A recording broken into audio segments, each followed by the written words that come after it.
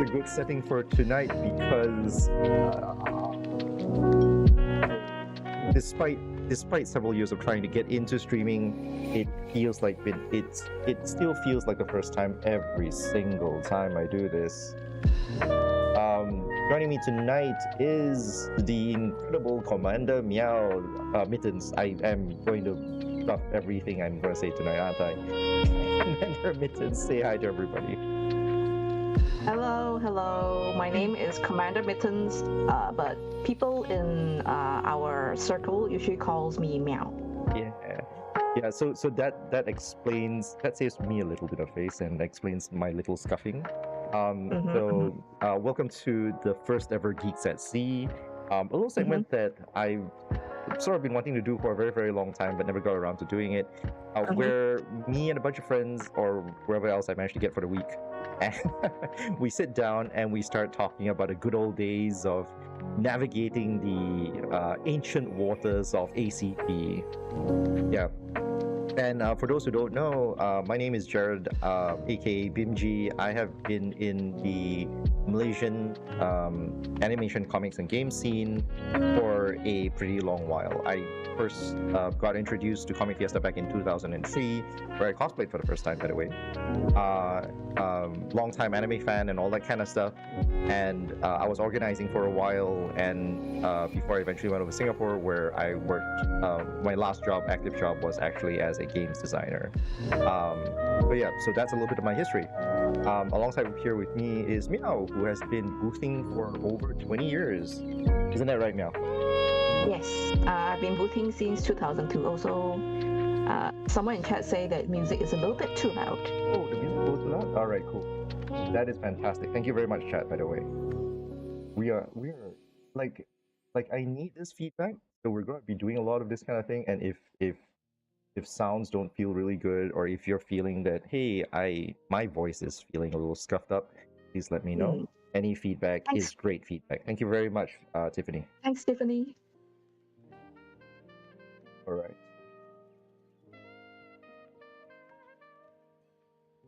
Is it better? Is this better? I think it should be much better now. Like, this okay. Is soft. I hope my volume isn't too erratic, actually, because I'm watching my audio levels right now, and it seems to be jumping all over the place. So this really shows you that you can have really nice equipment, but if the user error kicks in, you just kick the bucket, man. You're just trash. This is all true experience. So this is your first one, so it's okay. It's so, like, to be fair, I have been streaming for a while, but I've never been able to get my voice like in a way that I'm happy with it. I feel like we're never going to be happy with our own voice, but is that how it works? we are maybe, but we are going out of topic a little bit. So to be fair, Commander Mittens has mentioned to me that she has a limited amount of time with us tonight, so we should very much stick to the focus, I suppose. Anyways, all right, let's get things started, because today is a very, very hot Friday night, and I have turned off my fan very specifically for this stream. So let's do this. All right. So yeah, let's start specifically with your history, and let's start from very beginning. How did you yourself get into animation, comics, and games? What was your first like introduction to geekdom, your geekdom here in Southeast Asia? For me, I think it starts with I think most people in Southeast Asia will relate to this.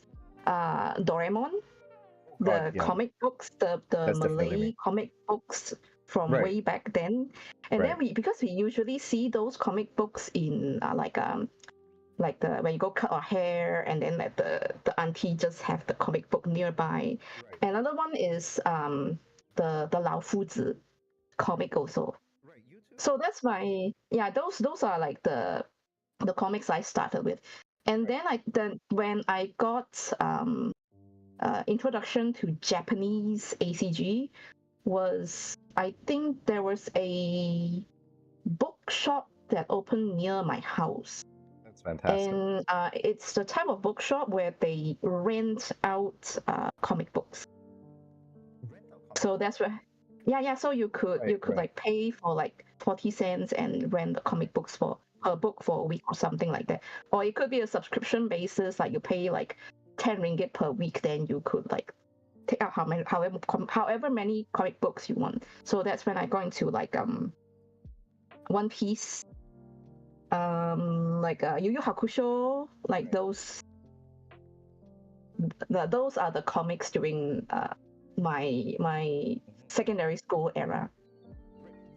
I probably should flag out for anyone who's too young to understand that idea. Like back in the day, like both me and Commander Mittens, we both come from, like we were born in the 80s, right? So Yes. so when we were kids, the internet was barely a thing, right? So when we wanted comics, what we had to do was that we had to physically go to a shop and get our hands on it. That was a whole thing. And the story about that hairdresser thing is actually very similar to what I had as well, because I grew up in KL, and back in the day, like my aunt, my grandmother would go to hairdressers as well. Like that was their place of gossip. So it's, you know, they'll go in for once a week to just chat up with the villagers and stuff like that. And then right next to that will be a whole bunch of Lao Fuzi comics and stuff like that. For me, however, it wasn't until I think I was in primary school that I first got introduced to Doraemon. And that was in an Indian barber, actually. Oh, interesting. Yeah, that was my yeah. So at one point, I was so invested in Doraemon myself, I was actually literally begging my grandfather to help me buy Doraemon comics. So that was one thing that he did for me. I see. So yeah, and as a small thing, did you like when you rented the comics from those comics? The rented comics from the comic book shop and stuff. Did you actually actively do it yourself? Like, were you actively renting comics from those places yourself? Yeah, although to be fair, I don't just rent comics. They had a lot of like that was also like from the bookshop was also where my I rented some those like Fear Street, those horror young adult books to read as well. So I read novels and I read a lot of comics back then. They're quite diverse than your area, because on my one, I never saw a comic rental place until towards my teenage years. Yeah, So like, this is during teenage years already, like when I'm 12, 13, so for like you, so for you, that's true as well. that. Okay, because yeah, I think at least for me on my side, it wasn't until we were in our early teens that we started seeing stuff like Dragon Ball being more actively available. And then at the time, I wasn't even sure whether we were getting official translations, like properly licensed comics. Because half the time I would be like, oh, is this, like, we wouldn't know, right? But like at the same time, we were like, oh, is this a bunch of pirated comics and stuff? Yeah, especially the Malay ones are mostly pirated. Are they? Because I could swear Tora Aman was legit. I'm Are they not sure not? I'd actually. I could swear Tora Aman was legit. I don't know. Yeah, so like, But other series that I read back then is like there's this really old series, Dragon Quest. oh god, Dino Daiboken, you mean? I think so. Yeah. So for those who don't know, right? We in Malaysia, we had Dino Daiboken. That was our first introduction to Dragon Quest. And Oh yeah. yeah. And most people don't know this, because because I became a fan. I really liked Dino Daiboken. It was huge for me, actually. It was my biggest introduction to fantasy comics myself.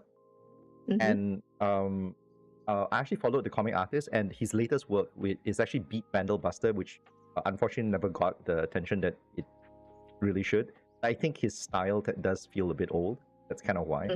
Yeah, it's a very like 90s, late 80s, early 90s style. Yeah, but I really love it. His stuff is actually really fun to read. Yeah, but yeah, so yeah, the big titles for us were like Dragon Ball, Dino Daiboken, Yu Yu Hakusho. Strangely, did you read GS Mikami back in the day as well? Yes, I did, but I read the Malay one. Yes, me too. Me too. Sailor Moon. Sailor Moon. I was really Oh, big yes. into Sailor Moon back then. Why? How can any of us forget that, right? Yeah, I think like the Sailor Moon comic was the first anime on TV we got, right? Was it? Was it? No, no, that's not. Because if you count because if you count all animation from Japan as anime, then Mhm. strictly speaking, we had Kimba, we had Speed Racer. Oh, We that's had right. That's Kimba right. and Speed Although, Racer on RTM. okay. Yeah, so that does not count technically speaking. Technically, Mm. yeah. I But remember Sailor Moon was on. Oh, it's current. I think that channel is dead already. yeah, Unfortunately, it is. it's Metrovision is not dead. a TV4 or TV5. I reckon. Correct. So I Yeah. yeah. There was a lot. The TV4 that you know is I believe it was Metrovision. It was previously known as Metrovision. So that kind of disappeared after a while. Mm-hmm. Mm-hmm. But yes, Imagine we have watched anime on TV channels that no longer exist. I know, right? Oh God. Oh God.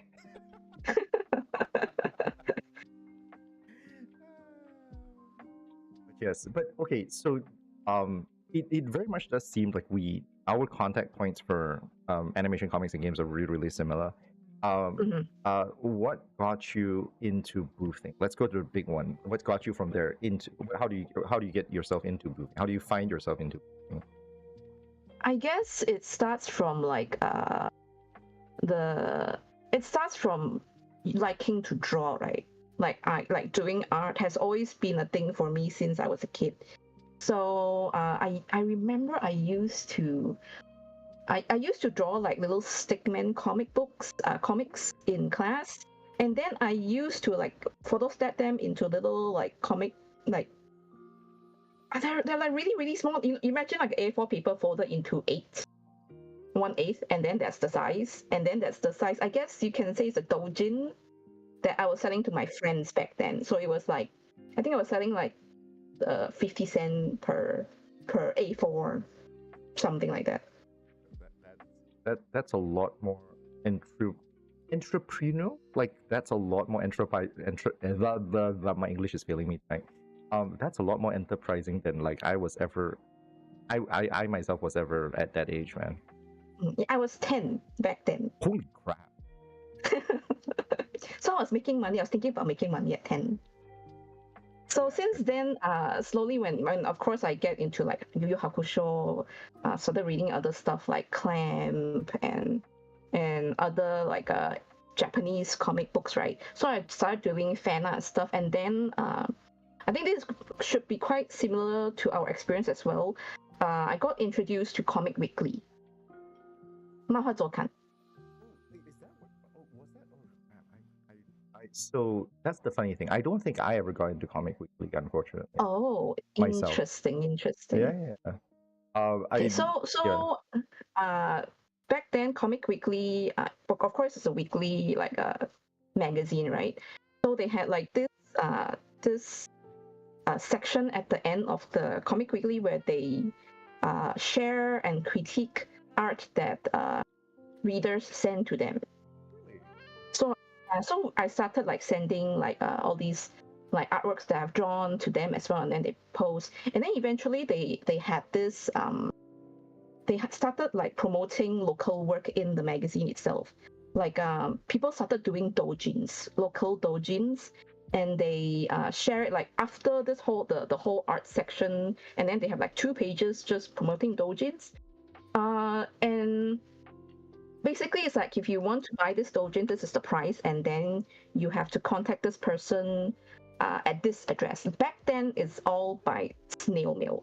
So if they want to buy, this is when I'm in secondary school, so like in the late 90s. Late 90s, so we were looking at like 1998 kind of thing. Yeah, somewhere around there. Right. Yes. Okay. Roughly, right. Mm-hmm. So we just like promote our doujin. Okay, we made this doujin and it's priced like what, 4 ringgit or something like that. And then you want to buy, you have to like mail, you have to send the money somehow. I don't remember how we send money back then. And then You just put it to in an this envelope address, and like yeah, just say, here's $4 and some stuff like that, right? gotten cash in the mail before, yes. That was how we started doing Doujins back then. And then God. yeah. And then it has to, I guess this is like the origin story of Comic Fiesta in a way. Because how we started. That's how we like I had a Doujin circle back then called UF. And then we got in contact with some of the other Doujin group. It was Neko House. It was Neko House, the other Doujin group. Then you remember Neko House? I have some recollection of it. So I think, strangely enough, I think Neko House was one that I have a bigger memory of back when, like, they were active for quite a number of years. I remember. Yes. Yeah. So it was Neko House was Pin, Sakana, It's Zenkai. one. Yes, that's Pin's one. Yes, and then Amber also from Neko House. So we met. The two Doujin groups met in Petaling Street. There used to be a McD there at the end of the Petaling Street. Right. The multi-story, the 3-story like McDonald's building. Exactly. It's currently what occupies it? I really don't remember now. But it I don't used to know either. because if I'm not mistaken, right, there's a Nando's there, but it's the opposite. It's the opposite Yes. building. So it's opposite the currently the Nando's one in the corner. Yeah. So that's where we had the idea. It was Sakana that had the idea. Do we want to do something like Comic Cat in Japan? So and then we named it Comic Fiesta. That was how we started. And of course because we are the beginners, right? Like we started things, so we naturally we will have booths. So there was my booth, there was the Neko House booth as well. Okay, so, and we were one of the first 16 booths. Yeah. So I want to share this because when we were planning to do this stream, I asked Commander Mittens very specifically, like, hey, do you have stuff that we can share? Do you have photos or images and stuff like that?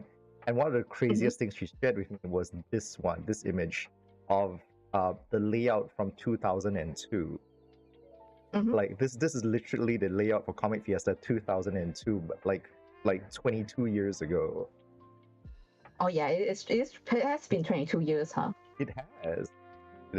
Well, okay. I mean, if you really want to be, like really pedantic about it, it's technically 21, because it's not like 2024's Comic Fiesta is not yet there, but like yeah, it has been 21 years. Yeah. So yeah, Comic Fiesta is old enough to drink in all countries these days. Yeah. So yeah, this is how small Comic Fiesta started off with. Yeah, only 16 artist booths, and then I think we had we had like an area for art competitions, and I was the one running the art competitions back then. That was you. Yeah. This is news to me, by the way. For anyone who's actually watching, I'm like, holy crap! This is like, even I didn't know this. I was how old was I back then? 17. Yeah. SPM year. Holy shit! Wow. Why did I have time to do so much stuff? It was SPM year. Oh, no wonder my SPM did badly. Oh. God, please don't say that. On a small side note, I actually never knew this, but it seems like you actually might be older than me, Commander Mittens. I actually didn't know this either. I see. Maybe. Yes. Maybe. I think so. Because, I'm part of the OG. I'm part of the OG committee, so. It's not by much, to be fair, because my first Comic Fiesta was in 2003, and that was my SPM year. I see. Yeah. Yeah, just a little bit, just a bit. Just a little bit, right? But yeah. So you ran for those who don't know, like early day Comic Fiesta really did have like art competitions on site. It was something that I was part of the team at the time, when we finally decided to say we're not going to do art competitions on site anymore. And a large part of that reasoning, believe it or not, is because we started feeling like we didn't want people spending half of their event time away from the event.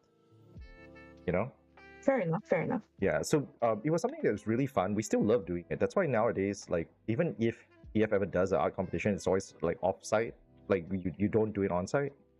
But these days, I think there's less and less interest in doing that these days because I'm not quite sure why, but I do think that at some level, it gets weirder and weirder and harder to run art competitions. It's a bit strange, but it is weirdly true. Although to be fair, I don't think it was an on-site art competition in the first event as well. It wasn't. I think so. I couldn't remember. It's been 22 years, so I can't really remember. I just remember that it was. I don't think it was on-site. It wasn't. Okay. Nah, no, it's not. Yeah, because I know when I was there in 2003, and you do have a layout of it here as well. So I'm going to share that as well. This is the one for 2003. We don't have a floor plan, so when back in 2003 when they did it, so my story, my introduction to Comic Fiesta, right, was strangely enough not at Comic Fiesta itself. So you guys, Miaow, from your stories, you and the OGs got to know sort of started Comic Fiesta by getting together through Comic Weekly, which was sort of this. At this point, I'm very reluctant, but it's kind of like ancient messaging boards. The original pen and paper messaging boards, right? Yes. And at least on my part, I got to know Comic Fiesta by joining the AXN art competitions. Oh, you did? You joined that one? Yes, I did. I ran that one. You ran? Yes. So I remember this really explicitly for me because what happened was that I remember I went in because I was watching AXN at the time, and AXN in Malaysia was like the place where they had a bunch of like anime shows and stuff like that, right? Like Samurai X or Rurouni Kenshin was on AXN and a bunch of other ones as well. And then they said, hey, we're doing a thing and we're doing an event in Mid Valley and all that kind of stuff. And I was like, oh yeah, I should totally go check it out. Let's go, and stuff like that. And then I found out they'd had an art competition. I was like, oh cool, I totally want to join. Like, because I was, how old was I? Right then I was 17, I think it's SPM kind of stuff. I was like, oh yeah, I totally want to get behind this stuff. And I joined, and then like someone handed me this flyer, which was printed on colored paper. Yeah, way back then. Yeah, I know, we have right? the photostat, yeah, I know, right? So it was all photocopied flyers. It was literally the OG flyer way of doing flyers, right?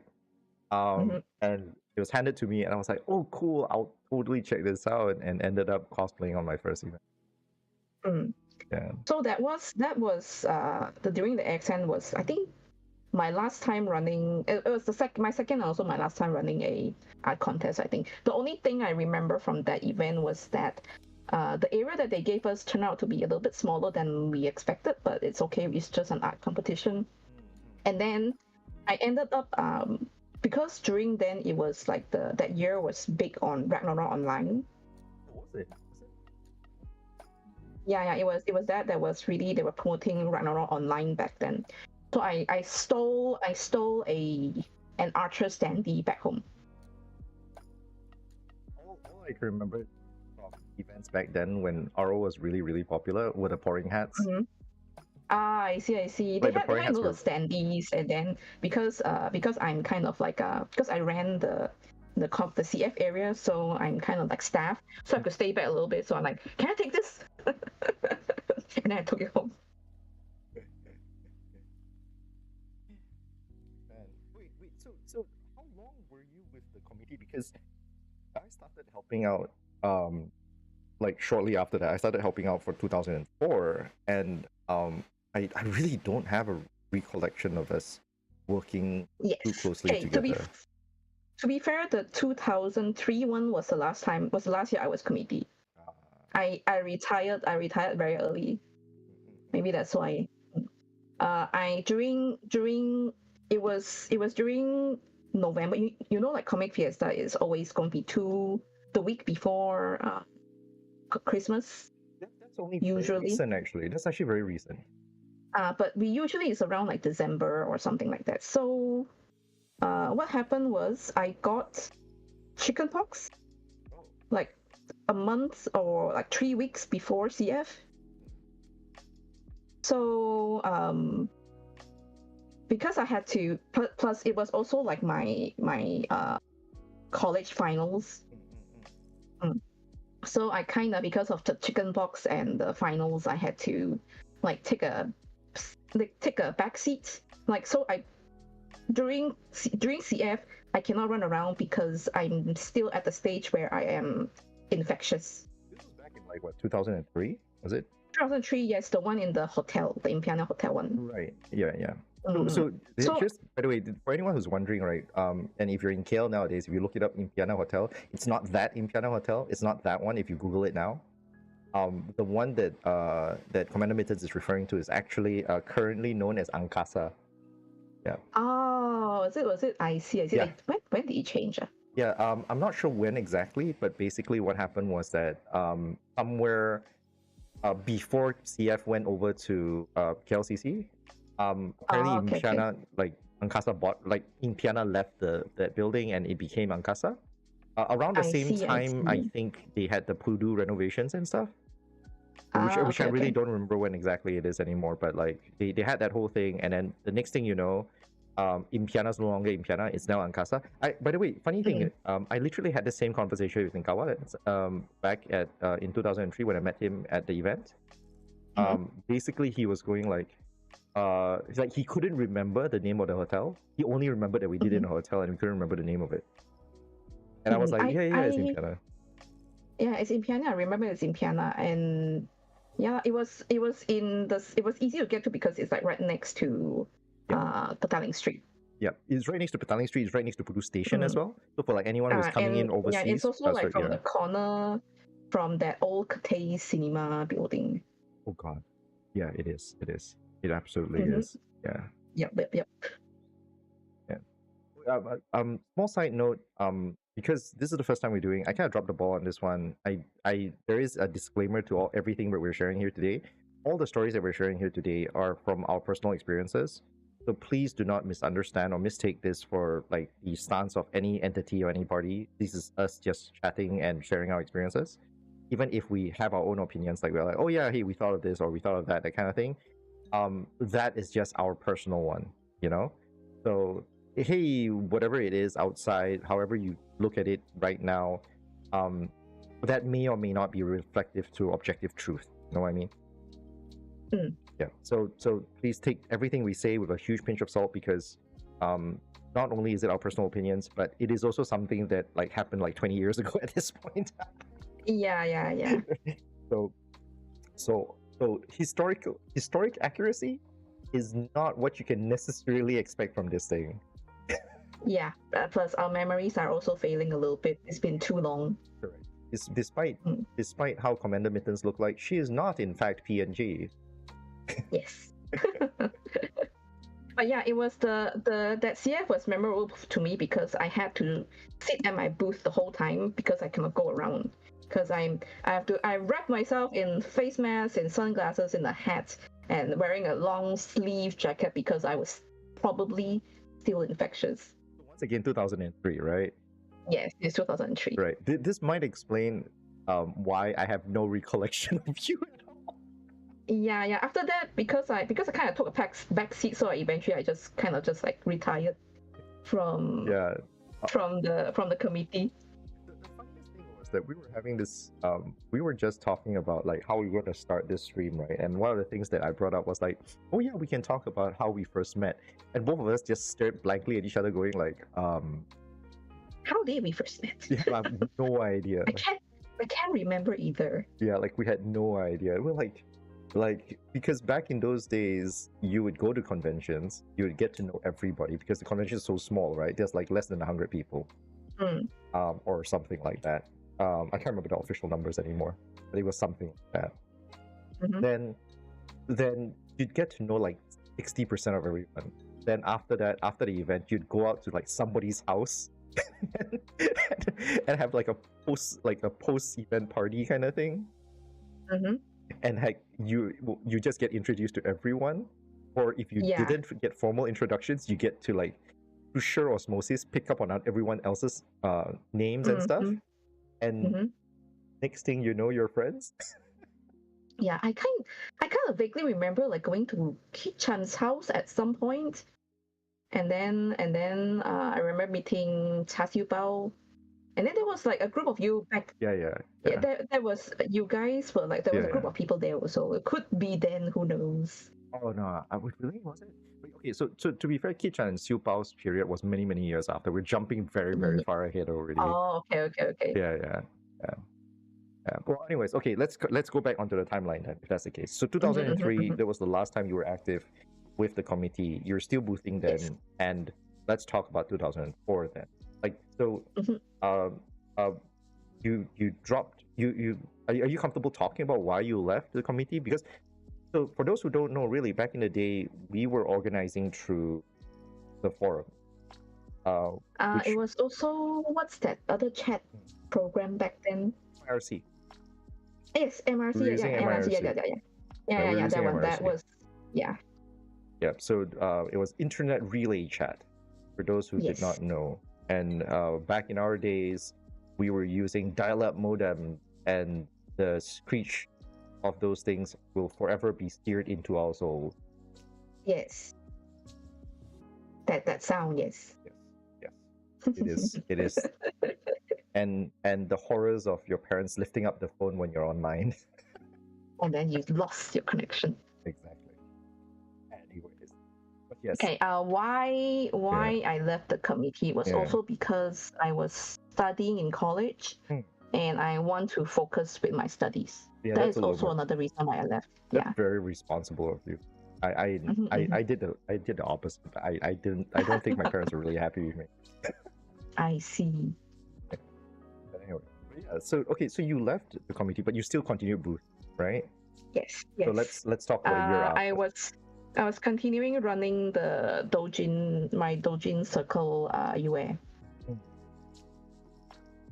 So this was like back in 2004, was it? Mhm. Yeah. So 2004, CF did its first time in the National Art Gallery in Malaysia, which was the weirdest thing. I think was the weirdest Yes. venue for a lot of You us and could for a see the lot of reasons. floor plan. The floor plan was kind of weird. Yeah, I think like I was part of the team at the time, and after doing it once where we had like multiple levels, I think a lot of us just got paranoid. Mm-hmm. Yeah, because it was really weird. Because I remember one of the weirder feedbacks, one of the very reasonable feedbacks we got was at the time, like a lot of the Doujin booth owners were like, "We're too separated from everybody else." Like you Yeah, I think we were like upstairs, isn't it? exactly. You guys were on the top floor. Yeah. And then we have to go through that huge spiral staircase to get up. Precisely. It wasn't even a staircase; it was a slope, right? Was it a slope? I don't remember. Yeah, it was a I think it slope. was a There's slope. no. Slope. Yeah. Yeah, there was. I don't There's even remember if there were lift go up, like the no. elevators. There was a lift. There was a lift. Okay. There was a lift. I remember that one very Oh yeah, specifically I see the because lift in the black box. yeah, correct. I remember that very specifically because we were complaining, very cutely that the lift was damn small. Yeah, from a very early time, we were very worried about disabled people and how they can get into the event and stuff because it was just something that we genuinely were worried for. And the thing was like, so we were always trying to plan like, oh hey, how do disabled people come into the event and how they're going to navigate and all that kind of stuff. So the good thing about National Art Gallery is that you can actually go up on a wheelchair, like because the central spiral is actually flat all the way. So you can just go one big circle. But the bad thing of it is that it's a really long circle. Yeah. Yeah. So and the lift is kind of small. That's really just it. But otherwise, I think it was alright. Yeah. But yeah. For those who don't know, this was the only year I believe that Comic Fiesta was ever free. This is just kind of enter and you can do whatever you want kind of thing. Yep. Did you remember like how much it was for a booth at this time? Was it free for you guys too? I don't think so, right? I don't actually remember. Was it free? Yeah, I don't remember. But I remember back then we didn't have like such right now we could like pay for a booth very easily, credit card, online payment. Right. But back then we had to pay by post. Oh God. Oh God. Yeah. I'm suddenly remembering. Sorry, I have this image and memory of some of us getting money in the mail, Yes. and we were constantly Remember the worried about, flashbacks? like, oh God, yeah. So yes, we would set up a amount, and we would expect people to mail us the money, and we would then clock it from there, which was insane. If It you was think, if I forgot what's it called already. It was like a post credit thing where you can buy like right, this thing from yeah, Post yeah, Malaysia, yeah. and then they will it's so it's not cash. It's So you have to yeah, bring it to the post office to exchange into cash. exactly. It's I suddenly can't remember what it's called already. I actually do have an Yeah. idea in my head as well. It is very much as you say. It was basically, you basically it's a check. It's like a check you buy from the post office. I really can't remember what is it called suddenly. But yes, it's basically you give the money to the post office. The post office says, like, hey, here's a cert that says that you've given us this amount of money, and this is how much money you can pull from the other side in post office and things like that. So that was, and it was supposed to be addressed to specific people only, so that, if anyone else opens your mail, no one else can get the money. Yep. Yeah. Oh, it's Post-draft, post-draft. yes, Yes, exactly. Thank you very yeah. much. Thank you very much for this. Yes, Manisha. Oh God, these are ancient technologies now at this point. Like, no one. I don't think they have post draft anymore. Why would you? We are living in the internet age. Why would you do post drafts anymore? Like, who? I'm sorry. I know that not everyone has equal access to the internet, but I'm sorry. Like, it's just one of those kind of things where I really don't imagine anyone still using it these days.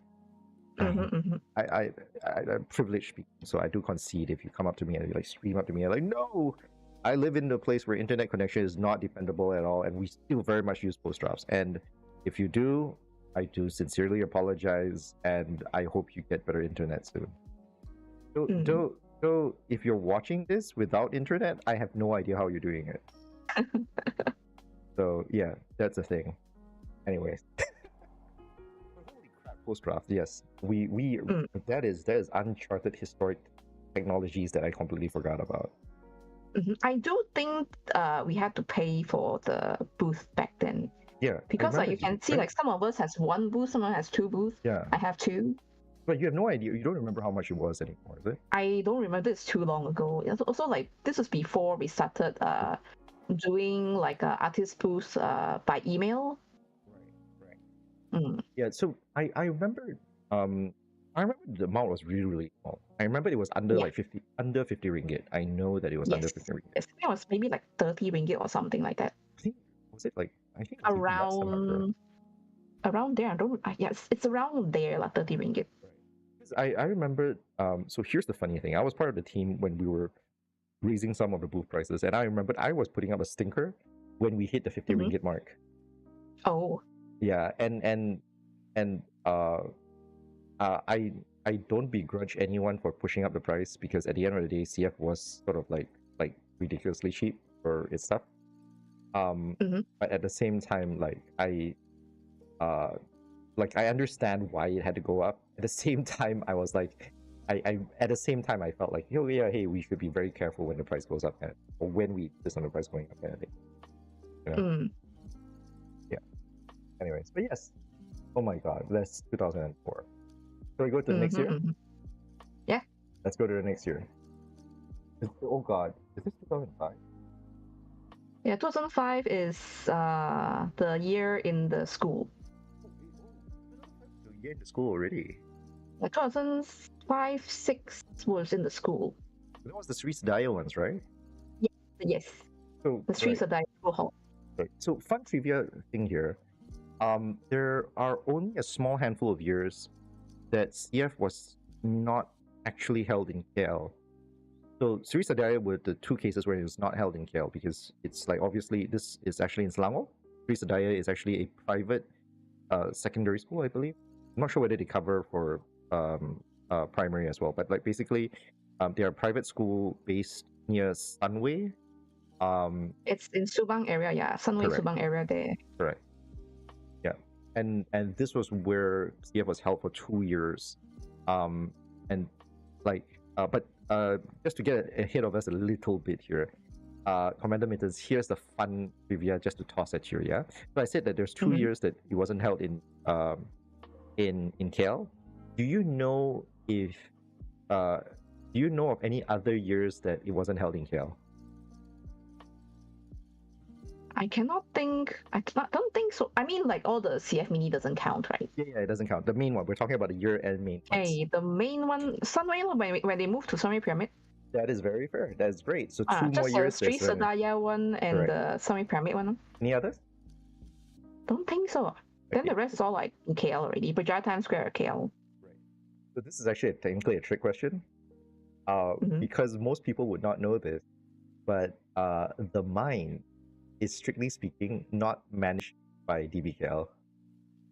Oh, is it? Yeah, the area is not managed by DBKL. It's actually managed. Oh, right. Oh, yeah, there was 1 year in mines. Yeah. Correct. And the mines is actually managed by MPSJ. Huh? But Subang Jaya is so far from mines. It's so funny. So you had to deal with MPSJ for mines back then? Yes, That is so weird. I know, right? Continue laughing. We when we found out that because I was part of the committee back at that time, and when we Yeah. found that out, right, I was like, I guess I can't complain because that's technically my backyard, but at the same time, it is insane that like, why is this distance? Yeah. I think it takes like a solid half an hour to go drive to from- mines from yeah. Subang, right? Exactly. Hilarious. Nice. You don't even need half an hour to cross Subang. It's hilarious. I never understood it, but hey, there you go. It's weird. Our Malaysia. Yeah, I know. In fact, just so you know, right? Trash from Pandan Perdana. Mhm. So you know where Pandan Perdana is, right? Not really. It's almost Ampang area. It's like just behind Ampang Oh, area. okay. Along the Uh-huh. MRR2, which is a highway in Malaysia. So the trash in Pandan Perdana is picked up by MPSJ. How far-reaching is MPSJ? I know, right? Fascinating, right? I was so curious because what happened was that I was picking up some friends over in that area, and then I found I saw the trash trucks in that space, and I was like, "This is weird." Interesting. Yeah. Anyways, all right. Yes. Okay. Trivia aside, let's come back. So Street Sedaya, how was Street Sedaya for you? Because so Street Sedaya, for those who are not familiar with the layout, is basically about like what 4 badminton courts big. Yeah, about there, about. 4 very big badminton courts. Yeah, the event was very scuffed. I remembered us like working with plywood tables at the time. Like basically we had like these kind of X metal grill table bases, and then we just put a wooden surface on top of that, and that's your booth. And it's like I can't remember. I think it was like a 3x3 or something like that, or 4x4. I don't remember. It's actually a regular booth size, more or less. Once you put the tablecloth over it, yeah. Oh, man, but yes, and then I remember that year also we had you guys also had used other classrooms for other events. Like you had the on-site art competition that year. Yes, we did. So the thing was that I left the committee very briefly for a while in 2000 after 2004, which is after the first year of Street Sedaya, right? So the second year itself, I went into doing I went in as a regular person. I went in 2005 as a regular person, and I joined the art competition as well. And I was like, yeah, this feels kind of weird because you spend 60% of one day just hobbled up on the corner and drawing something which you could be doing at any other day. I think it was like 2 or 3 hours to draw like a 3-page comic, right? Yeah, something like that. I think no, it was a 2-page comic. It was a 2-page comic. 2-page comic because it was I also a 1 joined. or 2-page. Yeah. Oh, you joined too. I also joined, and I won. Really? I lost to you then. Yes. Yeah. I lost it. I still have the prize. It's Oh my the god. Wacom interest tree. I can still use it. Oh my god. Ah man, Yes. I my god. So it was this, by the way, just so you know, this was one of the weird parts, right? Like Mm-hmm. one of the weirder things that I questioned when we were organizing art competitions, especially when we started doing digital art competitions. Yeah, one of the Mm-hmm. weirder questions I always had was always like, why are we like? Not that I'm not appreciative of it, by the way. Like, we were really appreciative of any of our sponsorships back in the days in CF. We still are. I'm quite sure CF still is. Um, but one of the weirdest things that like always like bothered me was that whenever we did an art competition, we would get art Mm-hmm. supplies as like prizes. And it's fine if you have like physical art supplies, right? Like if you have like Copic markers and stuff like that, that's fine, right? But the crazy one is when you get Intuos or like Wacoms and stuff like that. Because like if we did a digital art competition, wouldn't you be using one? Like, you don't need one. I mean, it could be an upgrade to the person. Who knows? It could be, but like the chances of that drops dramatically, right? Yeah, I used a Graphite 2 back then. Right. My Graphite 2 was like 7 or 8 years old by then. And they don't So build. like a Wacom interest tree is is a better version, upgrade definitely Yeah, for me. they don't make Wacoms the way they used to anymore. Yeah. And anyways, yeah, but yes, definitely. So that was one thing that like was always a question in my head. But yeah. But okay, wait. Oh yeah, didn't I send you a Very good. photo of the booth Oh, did you? Okay, let me look it up. Let me look it up. Let me just from see. that year? I think Which one was this one? This is 2000 and 5. oh, I have a 2005 one. Right. So let's Yeah, look at. the X tables that you mentioned. Oh right. Yeah, let's bring it up. Let's bring it up. Yeah, let's bring it up. Oh my god, let's bring it up. There we go. Look at this kind of, oh wait, sorry. Let me Yeah, just you can see yeah, look the at thing that. at the bottom. Look at that X shape right there. Look at that X thing. This was so frustrating because this is something that like you can't put anything underneath the table. You can't store anything underneath the table because of this. Mm-hmm. Yeah. It took us you literally stopped everything else. You couldn't do anything else in this space. Like there was this weird you have a bag down there, which is kind of nice and rare. Otherwise, most of the time you'd never be able to do this. I could also tell you right now that there are still conventions using this tower table, and I hate it. So here's a little story from behind the scenes, right? At one time, because CF's operating budget was basically like so super duper tight, right? Like when we were when we were running the event back around this time, 2005, all the way all the way until 2010. There was this constant worry amongst the communities where one bad year is all it took, and you would never see CF again. Like just one bad year, that's all it took. And as part of those considerations, about the concerns, right, is like in order to save money, we would try to find, unfortunately, the cheapest possible suppliers for tables, and that's why you get stuff like this. Because this is one of those kind of like ultra cheap tables that you can find for kanduris, and it's the entire purpose is just really just to provide you a table for you to eat at.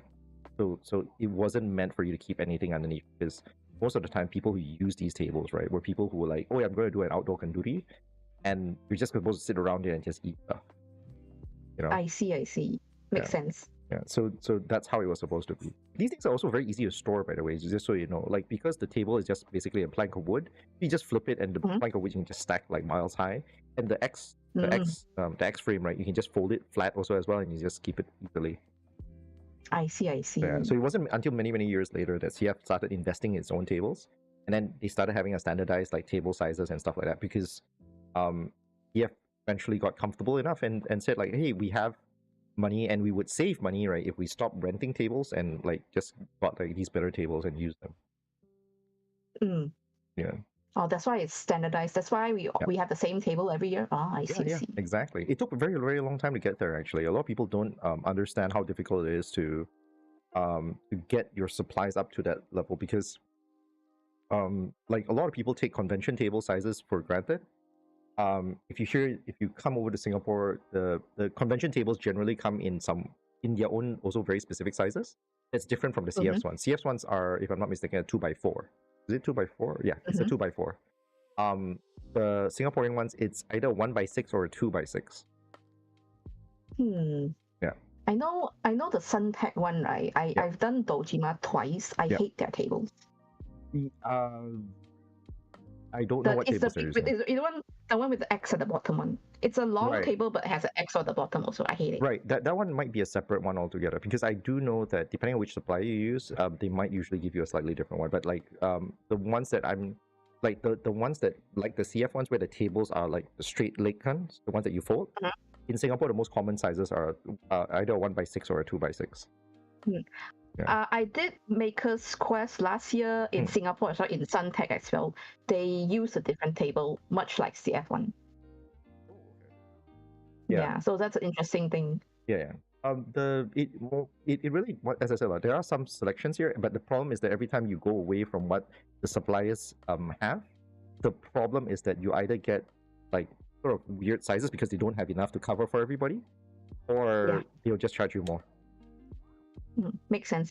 Yeah, so it's not great. Anyways, yes. But these tables, and for those who are wondering, right? Yeah, these tables were not 100% stable. They're one kick away from just toppling over. It's a tandoori table.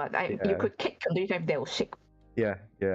But yeah, I mean, they serve the purpose, lah. They're not horribly wobbly, but like they could have done better, But back then, like the crowd is also not like tight enough that that might happen. Yeah, definitely. Like I remember that like there was this one time when, especially like somewhere in middays, when most of the early days like stuff has like a lot of people have passed. There was so much space you could just roll on the floor. Yeah, you could literally roll on the floor. But by the way, these were the years also that like cosplay chess was a thing. I actually don't remember that. Yeah. I remember this one because 2004, once again, like 2005 was the year that I joined as a regular, a plebe. So I went one day for the art competition, the other day as a cosplayer. So that was the day that the year that they actually had our cosplay chess, and cosplay chess just takes up a shit ton of space. Everyone loved it. It's a lot of fun, but unfortunately, once the CF crowd just goes like larger in size, there just isn't enough space for that kind of stuff anymore. Yeah, it was really fun though in its own way. Yeah. But do you remember how much was your booth back here at this point yet? Like there was still no emails at this point, right? Like we were still using cash and all that kind of stuff? It's still using cash, but I think the first time we had email was 2006. All right, so let's look at 2006.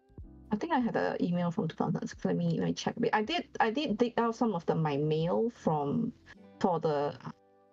because last year CF had the museum. Right. So I did dig out some of my email for the museum, but obviously they did not use it. There was a lot of things that they couldn't use for the. They didn't have time to print for the museum. Right. I mean, okay, for those who don't know, like CF had its 20th event last year in 2023.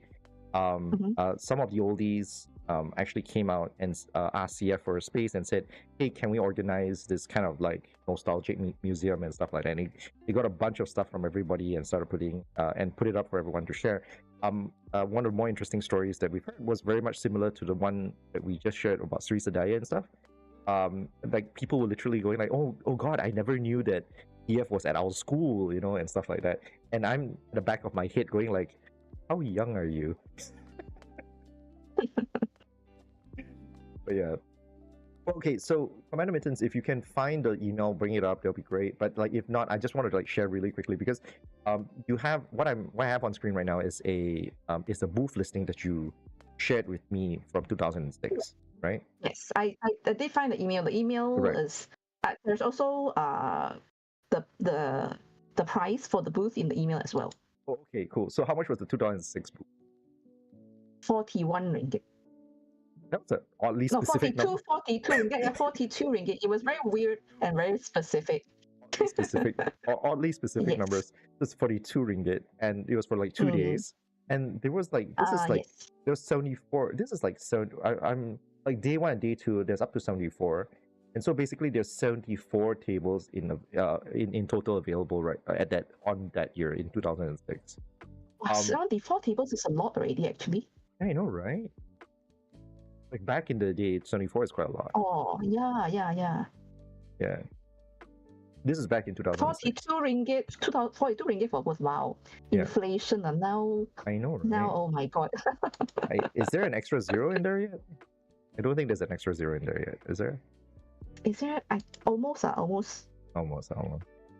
But yeah, like 74 tables, 42 ringgit for 2 days. That was Comic Fiesta back in 2006. And 2006, where was this one again? Also still in Sri Sadaya, this one. Was 2006 also in The Sri second year in Sri Sadaya. Naruhodo ne. Naruhodo ne. Okay. All right. But, oh God. I just want to share this for a minute, right? Like, because so one of the funniest things that I was doing with Commander Mittens when we were preparing for this stream was that we were going through booth names. I was like talking about how we might have booth names that weren't going to be very kosher to share. And I just want to bring up, like, so Yue, which was Commander Mittens' previous booth, had like booth 7 and 8, and it's both on day 1 and day 2. And I think this was one particular year where we had cases where people sometimes people would have like different booths on different days. Like this was the case. I think was it this year? Yeah, you can see it there where it's like raw at 38, 39, 40, 41, 42, and then like you at some, I don't remember when it started, but I know at some point like CF was like, hey, some people don't want to have booths on both days. So we opened up the option. They opened up the option for like, oh yeah, you can do it on day 1 or day 2. And then somewhere along the lines, it became too much to handle. Like, so the guy said, okay, if the booth owners themselves want to organize it by themselves, we'll let them do it, but like we're not going to like give them the option, that kind of thing. Yeah. So yeah. So you can see even like the cosplay club. Oh my God, where is that? Sorry, do you see that? Oh, it's here. What was the cosplay club? I don't remember that one. Maybe you have to talk to someone that is from the cosplay back then. It was I'm not that person. Maybe you can approach Choco about it. because I do have somebody I have in mind for a similar segment to specifically talk about Cosmos. Okay. That is going to be with someone else then. Which someone else, which I will not name until we, I get a go ahead and we're all golden and Dan need to go and continue and all that stuff. But I did want to talk about Cosmos. And for those who don't know, Cosmos was a very short-lived cosplay event in Malaysia. I think they had about a total of 3 events in total, if I'm not mistaken. And oh no. Yeah, but I like the reason why I want to put so much emphasis for them in particular was because they were there in the early days. Like if you were around in 2002, 2003, 2004 when CF first started and all that kind of stuff, right? There were 3 events that you look at. One of them was Comic Fiesta. The other one, the big one, believe it or not, was Gempa. Gempa had their own large event, right? Oh yeah, right? That's right. Yeah, AXN doesn't count because AXN was something that they just, once in a while kind of thing. There's no schedule. So Gempa had its own annual event. That was a big one. Which, by the way, if anyone actually watches this and is like, oh yeah, I can tell the story of Gempa's event, please let me know because I totally want to, have that session with you too. Was the Gempa event in Sungai Wang? Yes, that is exactly it. So there was a big one. Oh, all right. I think I've been there like 2 or 3 times or something. Right. So there was one, and then the other one was Comic Fiesta. Then the other one was Cosmos. Oh, yeah, we are fossils. We are fossils. Yes. Yes, we are very much fossils.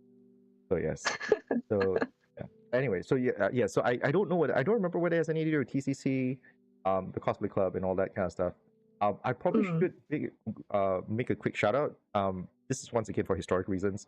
Sun Comics and Mhm. Anime Tech were huge supporters of CF back in the day.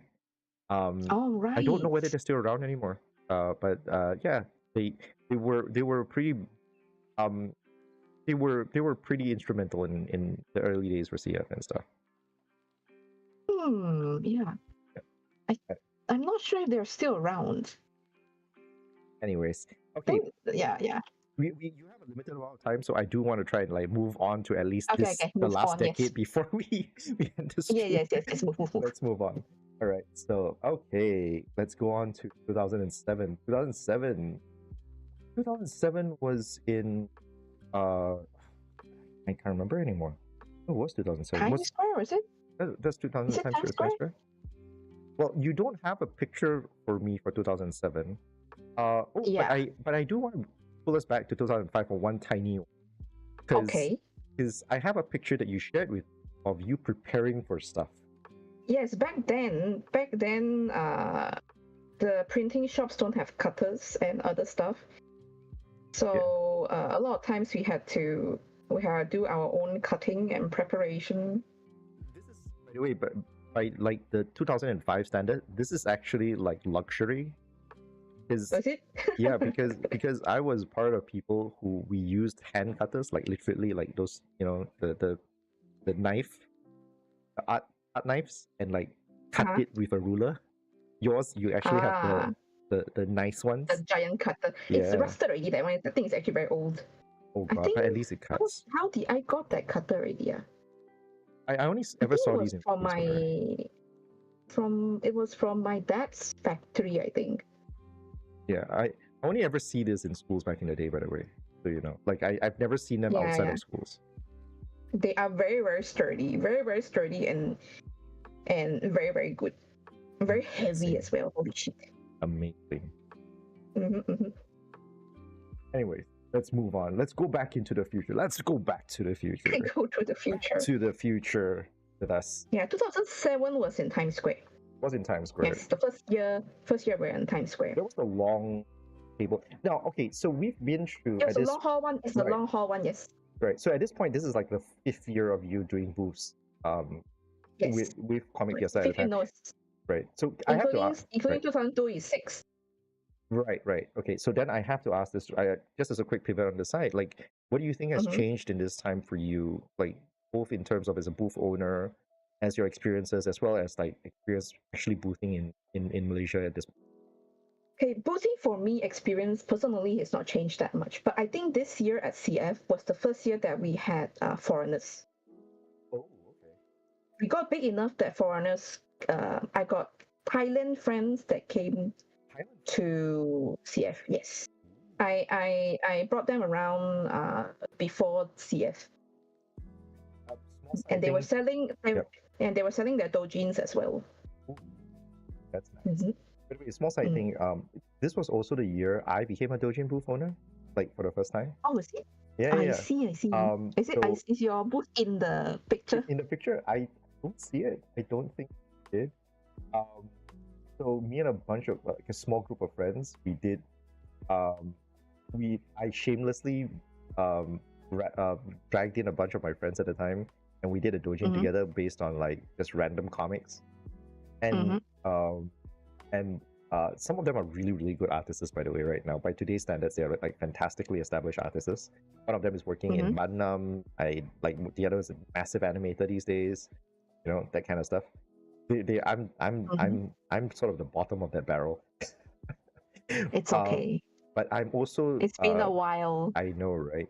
But I'm also like at the time I also came out with a T-shirt that surprisingly some people still wear. I am so proud of it because I don't know who. I don't have contact with that supplier anymore. But like I've seen people who wear that T-shirt till today, and they've told me that they wore it actively, like on and off, like for the last decades or so, like the decade plus or so, and the print is still flawless.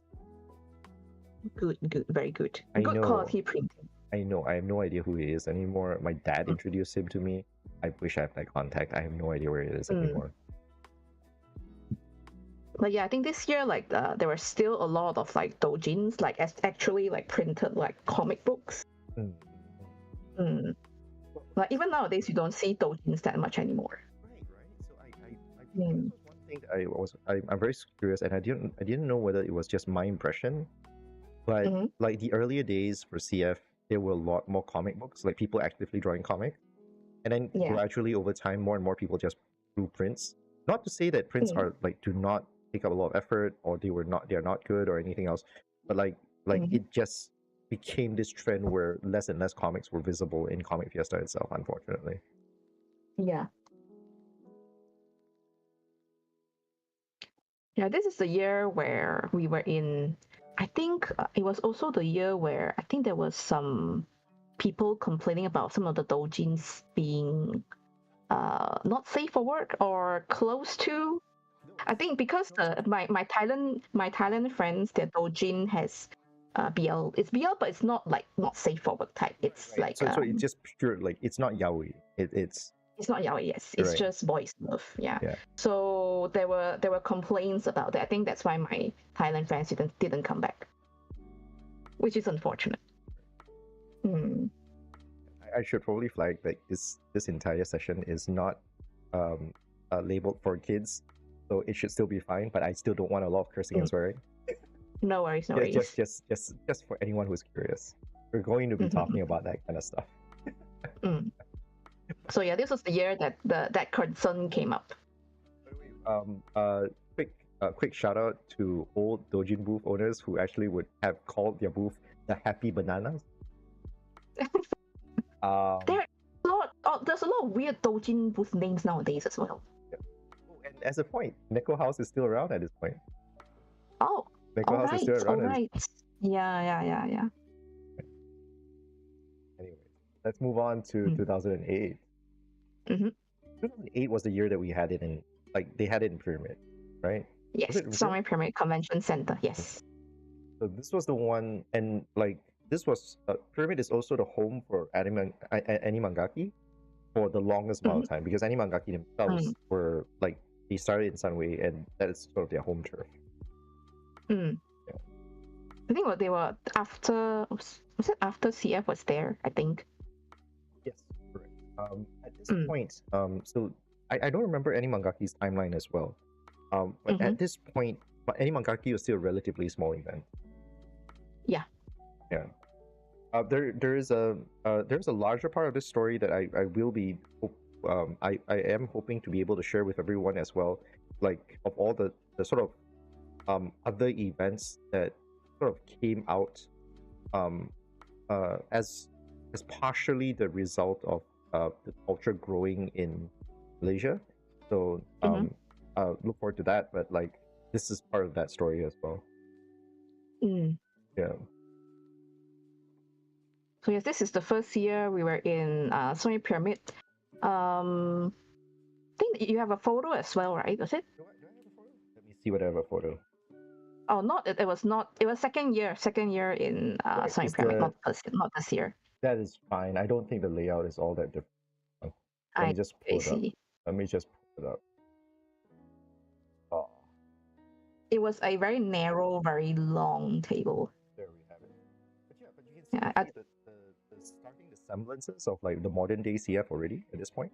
Yeah. The length is there. It's just they don't have the width yet. Yeah, exactly.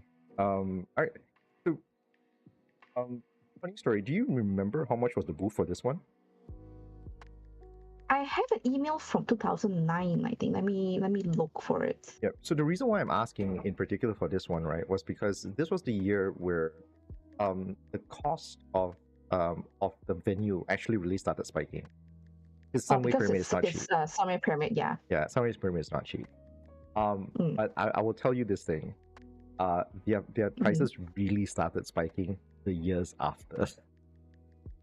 Oh, when they moved to KLCC? No. Like as in the cost of Sunway Pyramid itself really started spiking the years after. Yeah. I see.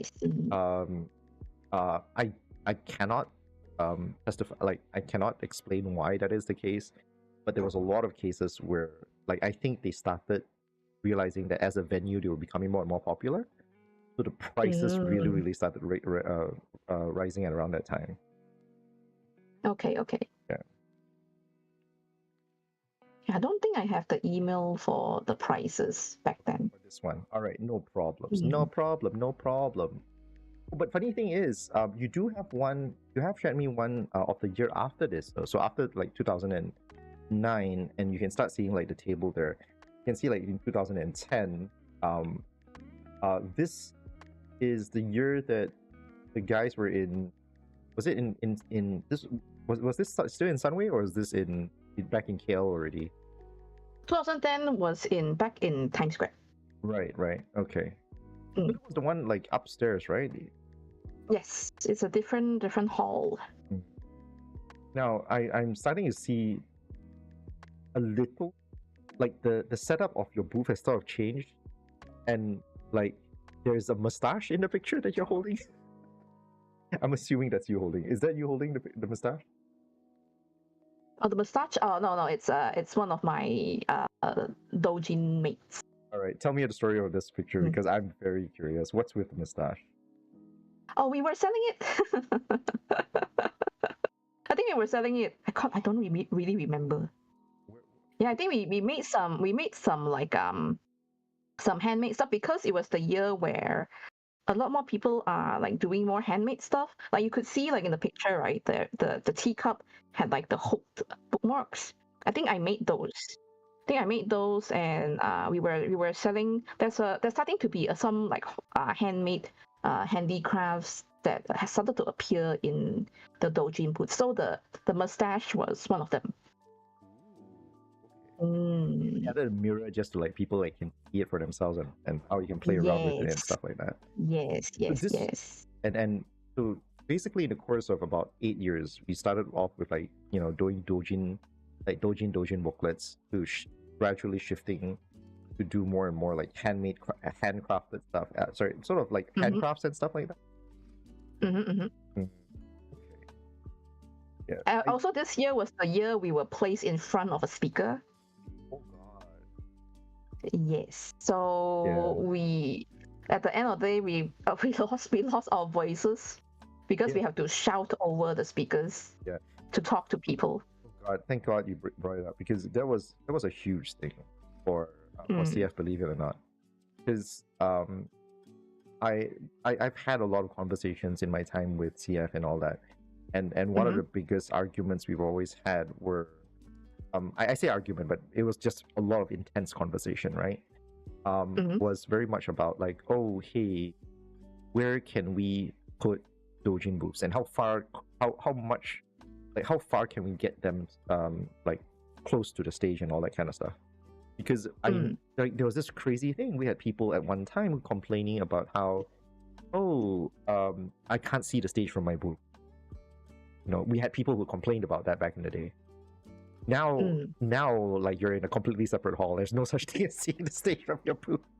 Yeah, thankfully we moved away. I do not want it to be the stage to be in the same hall as us, please. Right. So this was actually the crazy part, right? Because I think Pyramid was the starting of the years where CF's sound systems started getting a little bit more elaborate. Like the second year of Sunway, which like 2009, and I remember like the rows of booths were arranged in such a way that it was more or less like it was painfully close to the stage, and a lot of that mindset was because the team really wanted to just do more booths, to give people access to booths as much as possible, because Doujin booths at the time were really popular, Yeah. And then the thing was that like by doing so, we just got everybody closer and closer to the speakers, and it was like holy shit, Yeah. And yeah, everyone, like you guys had a horrible experience partially because of that, unfortunately, but it is like it was a learning thing for CF. Thankfully, like CF has sort of grown out of that now.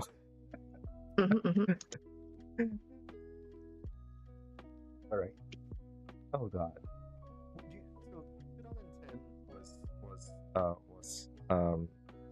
was Vijaya Times Square still. This was the one that they did it in the hotel itself, right? I think so. Yeah, yeah. Oh god. Uh, this ancient desk. Mhm. Yeah. We have we do have. Okay, so I have the email that you shared with me from 2009, Yeah. and It's just a confirmation email, the right, boot confirmation. right, but it does have one thing that's very interesting, which is it actually has its price, which is 60 ringgit. Oh yes, yes, yes. Oh yeah, Yeah. 2000. Yeah, that one, that one. So 2009 has its price at 60 ringgit. Through postal order, payment through postal order. That's Yes. the thing. I think that was the one that Yeah, you're yeah. referring Post to. draft, the post draft. Yes, Yes, post yes, draft, yes. a.k.a. postal order, and that's actually how we were doing it back in the day. Oh god, we're still Mhm. using postal order back in 2009. I didn't know this, by the way, because I never ran the Doujin book side of things. I So my see. memory of it is just not that obvious, like not that clear in my head. Mm. No. But yeah, oh god, yeah, 60 ringgit for 2 days of booths at CF back in the day. Mhm. Yeah. Yeah, I think mhm. The year after that, finally you guys went to KLCC. I believe so. So this was the layout. No, 2010 was No, 2011 was in right, KLCC already. right, and we're still using Excel layouts. Yes, yes, yes, you are. But yes, I think yes, 2010 was the first year Comic Fiesta reached KLCC. It's also the notorious Mhm. year of the infamous KLCC shutdown, like the closed hall thing. Oh, Yeah, was it? yeah, I believe that I was the see, I year. see. They Yeah, freaked out. yeah, they freaked out like crazy because Mm. so I was sharing this story with Commander Mittens outside of the stream, and I feel like it's something that's worth noting as well. Like when we went to I was part of the team at the time, and when we were talking to KLCC at the time, we were telling them, oh, we had this number of people showing up and all that kind of stuff, and they were like, oh yeah, sure, sure, sure, sure, you know, because it's a bunch of like young people doing events, and KLCC's had their fair share of people like blowing up their numbers and stuff as they're telling them, oh yeah, this is how many people we expect, right? Mhm. Um, so when they saw the people on site on the day itself, they were so shocked. They basically like lost their craps, you know. So Mm. like they didn't know how to handle it, and that's why they sort of like shut things down and said like we are not allowing anybody else to come in at that time. And Mm. and keep in mind this is like over 10 years ago already anyway. Yeah.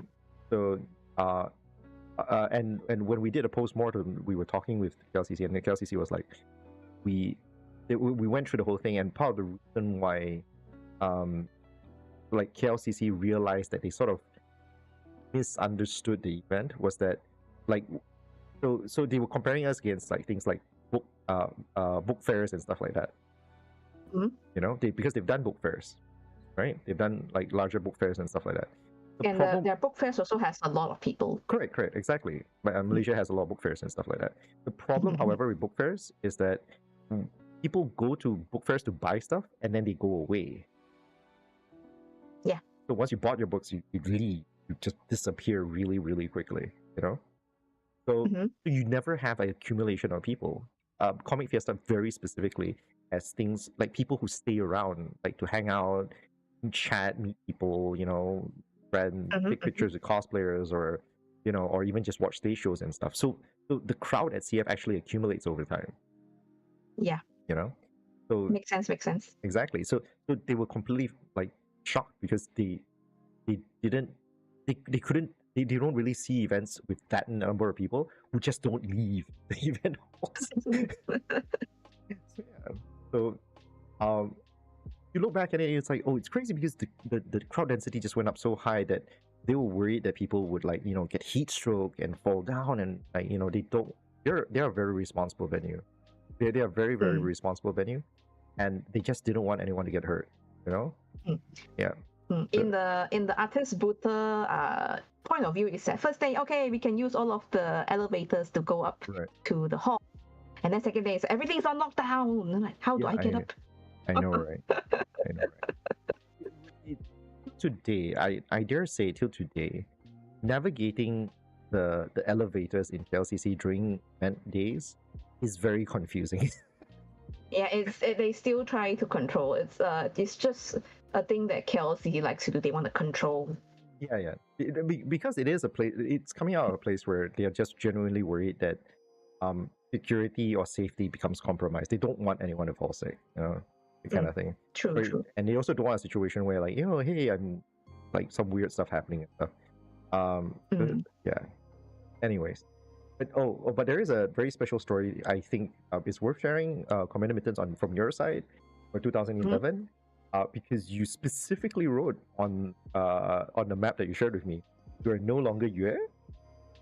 Yeah, so like I think that was the year where I tried to, because I aside from doing Doujin stuff, I was doing some handicraft stuff as well. So my handicraft stuff is specifically called Sky Juice. So I was booting not just at Comic Fiesta, I was booting at like craft markets under Sky Juice. So that's why I tried to bring that to CF as well. Just testing the market. Just testing the market with CF. So that's why it was Sky Juice. Is Sky Juice still around? Are you still using Sky Juice? No longer. It's just Mittens and nothing but Mittens now. Yes, it's all under Mittens now. Yeah, nothing but Mittens. Right. By the way, I am trying to watch over our time. So right now it's about 10:20. We are only up till 2011 at this point, and I think we still have like 10 years to go through. I could go a little bit further because I think the thing that I have is someone is coming late. So awesome. So let's go on a little bit longer, right? Yeah, because yes. Yeah, because I am curious about other stuff, but let's go on to it step. Ideally, would go through this step by step. Right. All right. Let's go into 2012. 2012 was also KLCC. Was it? No, was it? Yes, no. yes, KLCC. Yes. Okay. Which you can now see Sky Juice and years. Yeah, there are 4 years in KLCC since 2011. Was it consecutive? Yes. Okay. And then you went somewhere else. So yes, this year I tried to separate the Doujin and the handicraft. That's why there's 2 booths. Did it help for you? Like, was it something that people understood? Was it something that helped you as far as your branding and your own experiences go to as a booth owner? I don't remember already, so long ago. Oh God. I really don't remember. But also, I think it's like this is also a year where like handicraft stuff started appearing in more frequently in the creative art market. So around 2012, like more and more handicraft started showing up. There was this because of the craft market boom as well. It's part of that reason. Craft market. What's that? There was like a lot of craft markets. That was that's not part of CF, but it's like a handmade stuff, basically like handmade dolls, like handmade like little small paintings or other stuff like that. Okay. So it was during that period where there was a lot of those markets died down already. So unfortunately. Right. Okay. I think also that's why they call it creative art market. Oh, okay. So I can explain that one. So I was part of the team during that time when this shift happened. Basically, what happened was that it was strangely enough the time it was partially, I wouldn't say it's completely, but it is tangentially related to conversations we had with KLCC and sponsors at the time, because at one point we kind of got bored, we kind of got tired of explaining what Doujin booths were. Because they got really difficult to explain. And I mean, sorry, let me rephrase that. They weren't difficult to explain, but they were just very repetitive. And we had so many people just like asking questions over and over again. It was literally the FAQ of FAQs, So, and we started asking this question, like, do we really want to stick to using the word Doujin over and over again? And the conversation we had at the end of the day was like, it doesn't feel like it's something that's really integral to the identity of what CF is, So we said, yeah, let's just call it something else and make it easier for everyone to understand, so that, hey, like we can just stop answering this question, because it was giving a layer of misunderstanding that was completely like unnecessary, at least from where we were standing. So yeah, so you're right. Was this the year? We were calling Artist Booth in 2010. 2010 Yeah, we you, started you calling call it artist. basic art booth next year already. Yeah, correct, exactly. So at that point we started Mm. shifting away from using Doujin because very specifically we were talking about, like, oh yeah, we didn't feel that there was a need to use the Japanese term because so many people are just not familiar with the term. Fair enough, fair enough. Yeah. Oh god. Anyway, all right. So yes. 2013. It's still clearly KLCC still. Mm-hmm. Yep. Oh god. Let's look at a quick.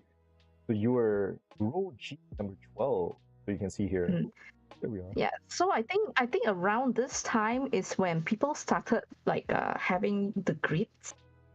The grids, as in like You know, like they start building up from the, you've seen like the old like Doujin booth. Our Doujin is just like we put Right. things on the table, right? Right. So this is like around the time like in KLCC. I don't remember which specific year, but it's the time when people start to build up from their table. So doing the cage, right? You're talking about the cage, right? Yeah, the cage, the grids, yeah. Yeah. Oh Like god. the wall displays. By the way, that culture is so amazing to me. I'm gonna make it sound horrible, but like the fact is, I would go to some of you guys, I would visit some of your booths. I see the cage, and I keep thinking to myself, oh my god, you poor sad little animal. Like it feels like you're caged up in like, you know, this scared little like kittens stuck in their little cages and stuff. It sounds horrible. Oh. I'm making it sound really, really bad. I do apologize.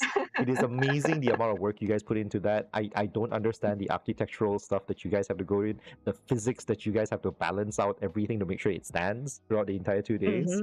Like, it's crazy. I really don't want to undersell the effort put into that, but it still looks really sad. Like I see. remember visiting a friend when this whole trend started, right? Like there was this one time where I would walk up to a booth, because before this you walk up to booths, you see the artists there, and like you can see them, right? Yeah. I remember walking out of a booth at one time, right, and this whole net of grids, like metal caging, showed up, and everything was covered up in merchandise, obviously, right? And in order to see my friend's face, I had to peek through this tiny little, like, ruler-sized hole. If you can imagine what I'm talking about, you know? Yeah. It's as though, you know, you watch some of those like like movies, action movies, where someone gets stuck in a dungeon, and then they slide the metal slide to like talk to you. That's exactly how it looked like to me at some points. Like, it's like, shh, you have a visitor. It's okay. Nowadays, it's quite standard already, lah. To be fair. Yeah, like it's like, that was my first impression, to be fair. That was my I first see. impression. After a while, it's like, okay, I get that that's kind of like everyone just trying to make the most out of the space that they have. Yes. But it is still amazing that like, it is incredible what goes on in trying to like actually organize and put up your stuff. Although, to be fair, when I'm like preparing at home also, right, I sometimes also cage up my cat in the cage, and then she'll be confused. I put the grid around my cat. I've seen pictures of friends who effectively do like sort of test setups to see whether the grid would stand, the cage would stand. Okay. To be fair, right, if you try to look for those grids on Shopee, they're called pet cages. Oh my god, even worse than I thought. Yes, they are. They are supposed to be for pets. I guess that explains the impression then. Yes, exactly. Oh god. I apologize to the entire Doujin community. This is not a great way to start the first stream, but you know. Yes, that explains a lot. Yes. So 2013 was more. Okay, so I do want to ask, since you brought up 2013 and the start of the metal grids and everything else, like do you remember the years that the keychain craze started? The keychain, it started around like during the whole KLCC, the 4 years the KLCC as well. Around Like that same I time? said, I don't exactly remember which year, but I think it maybe towards like the later years, like 2013. Right. Because I'm asking because, like, I do remember there's this one, like, the Doujin booths do very much have their own like periods of like, oh yeah, this 1 year where everyone just does it, right? So I remember this one period of time when suddenly everyone was selling keychains. Everyone was selling button badges at one point as well. Okay, I think the button badge trend started first. Right. It was the button badge first, and then there was acrylic keychain. I think maybe the acrylic keychain one was a little bit later. I think maybe after mines. Yeah, because I remember like you're right. I remember like button badges first because I think I was part of the committee at the time when the button badges thing started. Yeah, and then after that was the keychain stuff. Yes. Yeah, fantastic. It's interesting to see like right now the range of merchandise that everyone can do. I'm very curious. Please do feel free to bring it up at the year that you started, because I do know that at some point, some Doujin booths started using Alibaba, and I have no idea when that was the case. You never? Alibaba.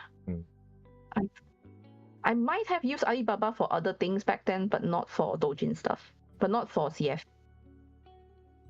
Yes, but I think it's around this time also lah. Around this time as well. Huh? Cool. Anyway, let's look at 2014. 2014, we're still looking at Kuala Lumpur Convention Center, right? Here, look, it's December. Still in KLCC, yes. Okay, so this is at this point, 2014, this would be your 12th event at this point, right? Is it 12th, 13th event around at this point? The 12, 13, yeah, somewhere there. So I was asking you, and you sort of brought it up earlier as well, like to some like how you went into other craft events with Skyjuice. But like at this point in 2014, right? Like, have you been to any other countries? Were you still just purely boothing in KL and stuff? I think I went to a US convention in 2011. It was AX is it AX, not AX, Anime Expo. Anime Expo. You went to Anime Expo in 2011? Yes. Wow. How was it for you? I want to hear so many stories.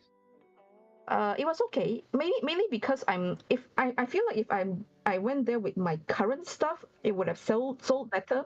But because back then I'm a little bit like I said, I was doing a little bit handicraft stuff, so I was like a mix with a little bit of handicraft and selling some leftover doujin back then. So I did decently.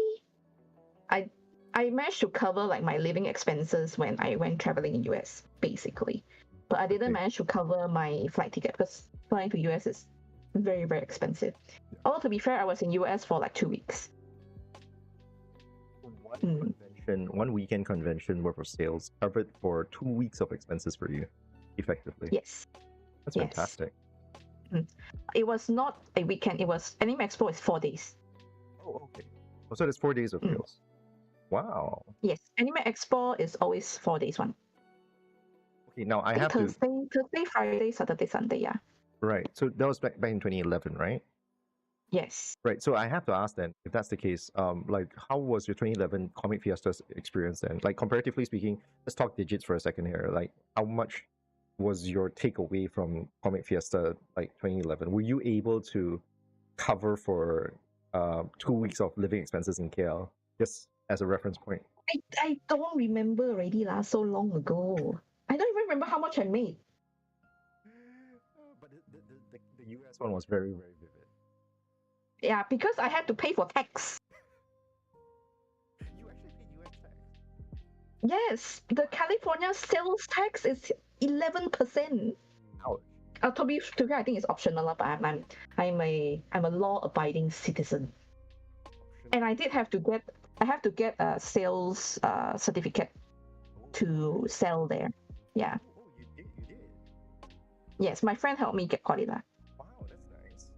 Okay, so for those who don't know, actually, you actually need to do that as well if you're a foreigner coming into Malaysia, actually. Because if you, that's actually a large reason why CF recently came a little bit like, oh yeah, hey, we're not opening booths for like foreigners kind of thing. Because it has a lot to do with the fact that if anyone reports you, not only you, but the event can get into trouble. I see. It's not great. Yeah. So, Okay. anyways, but great to know that you're such a law-abiding citizen. Commander of the Navy, indeed. And then 2016 was the year we moved to 2015 is the one we were in mines. He was the one in mines, right? Yeah. Yes, Yeah. yes. Yeah. It was also for the longest. I think is it still my most profitable CF? I think I beat that. I think I beat that. I think I beat that number last year. Oh, but for the longest time, 2015 was my best CF. Wow. But that's purely with Skylab, right? Like at this point, you're no longer UA, you're no longer Skyjuice, you're Skylab at this year. This was I'm using the Sky as like my like cross brand basically. So it's like I'm trying to like break free from the UA label, because back then I still use UA because it's an old name, I guess, to easier get into CF. It's not like I back then also, like way like earlier, I was doing it only for hobby, but now I'm doing it for a living. So yeah, so I'm like serious, like I need to make like enough from the event to pay for bills basically. So a bit more serious into it. So that's why I try to rebrand myself. I need to rely on myself, on my own name.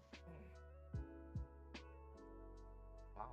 But yeah, this year was actually the first year they rejected me because I changed my name. How did you get your booth in the end then? I asked to upgrade to a premium booth. Oh, so, okay. And they gave me the booth immediately. Right. I was like, so, I see. God.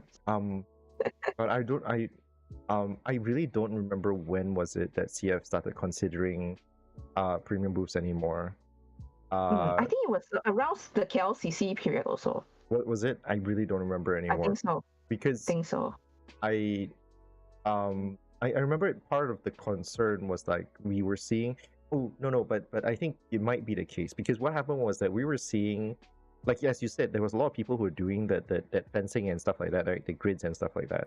So when that was becoming a thing, what happened was that more and more, like within the community, I know there was a conversation started about providing more like access to stuff, like the partitions and stuff like that, so that people could put up their stuff, just so that hey, you don't have to set it up on your own anymore. You can just like buy these, like you can just rent this fancy little walls from us, and you can put up your stuff on it instead, that kind of thing. So that was part of the conversation that sparked up because of people putting up their grids and stuff like that. Like we saw, because more and more Doujin cast were like, oh yeah, hey, we want to put up more and more stuff. Like we have too many things, we can't put them all on the table anymore. So we wanted to put up their things on the side. So like we said, oh yeah, hey, that makes a lot of sense. So what if we provided that for them, and like that sparked the entire conversation about doing premium booths, because we knew people who were like, also starting up for the first time, like they wouldn't want that kind of setup. So yeah, so we wanted to provide those options, and those options have survived until today. Yeah. I think like when I apply for the premium booth, it's not their first year. I think it was like at least 2 or 3 years already. So I think you guys did started during KLCC. Yeah, could be. I really can't remember, as I said. Like, but I do know that there was a. I do know for the first few years, especially, the premium booths weren't really that popular. Because yeah, but that's right. When I request to upgrade to a premium booth, within 2 hours they reply me and they say I got accepted. God. Oh yeah, and I should probably just mention this real quick.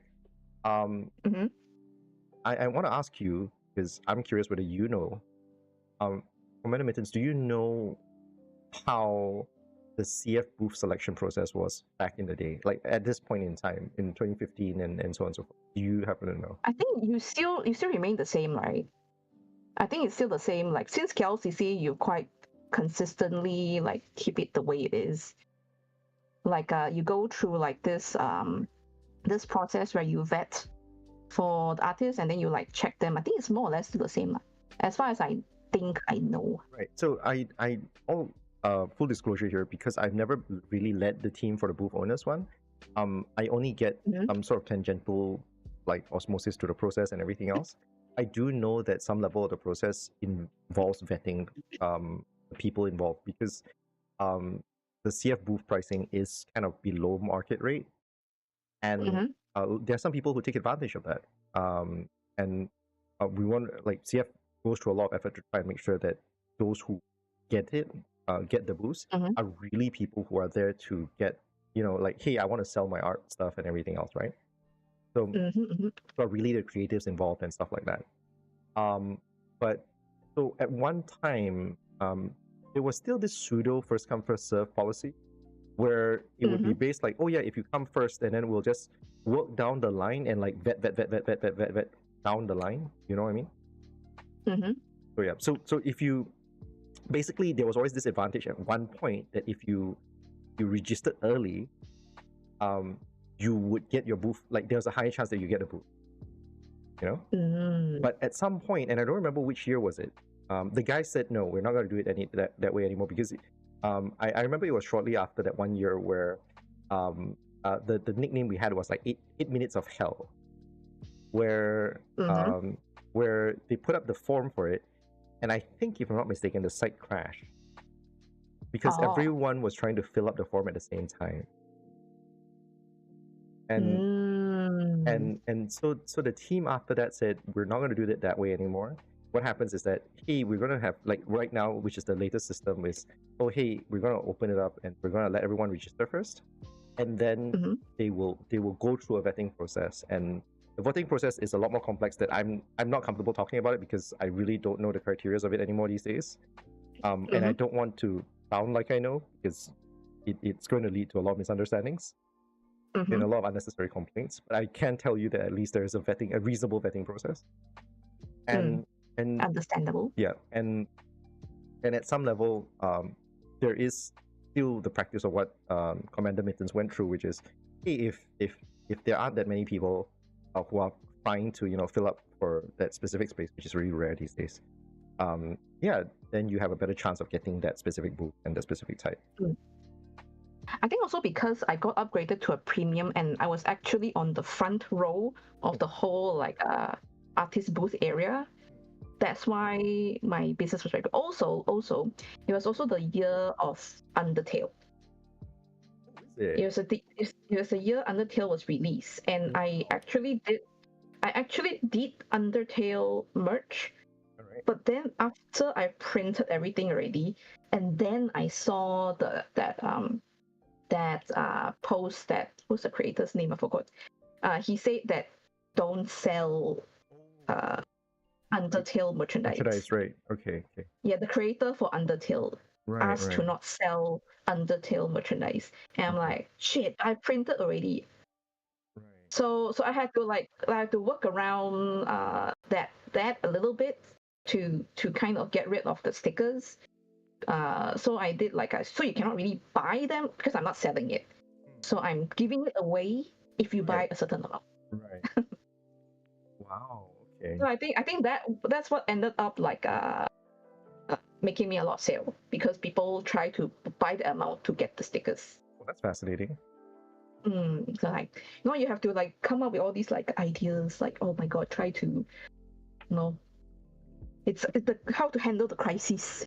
Yeah, I mean, it's crazy, right? Because this is one thing that doesn't get talked about a lot, which is about rights management, especially when you're doing fan-made stuff, right? Because whether you like it or not, and this is the absolute truth, is that when you're doing fan-made stuff, you are technically copyright infringement. You're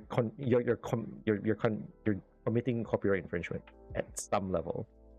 But of course, the question always comes back down to is it at a level that's actionable? That kind of stuff. That's why we call them fan merchandise. It's not official merchandise. Right. And there's a lot of side labeling to this kind of thing, which makes it a little bit marginally more acceptable. There are a lot of discussions on what the pros and cons in allowing it is. It's a very big and diverse thing. But at the really if you really want to do a cut and dry kind of way of looking at it, there are question marks involved in this whole thing. The creator name for Undertale is Toby Fox. Oh, thank you very much. Okay, and later on, right? I think in the more recent years, I think like 2 or 3 years after that, he finally allowed and encouraged people to make merchandise, because I think he realized that for the fandom to stay alive, you need fan merchandise. You need fans to be selling fan merchandise. It is for the fandom to stay alive. Right, that's exactly the case, and I think like a lot of bigger IP owners as well, they sort of understand that as well. It's a large reason why a lot of like Comic Cat and all that have so much fan doujin. A lot of it comes from this kind of understanding, because it's a great way for you to celebrate and share, your love for certain IP and stuff like that. It also is a great way for creatives to like sharpen their storytelling skills and all that kind of stuff. Like I think one of the best examples of this is like the FMA artist, the original artist for FMA. He's actually a doujinka. She was scouted. She was scouted. Yeah, she was scouted in from Comic Cat actually. Oh, I see. Yeah. So she gained a lot of. She started off as a doujinka, and then over time, like they scouted her in Comic Cat. I don't know the exact story of it because like it's been a while since the first time I've heard the story.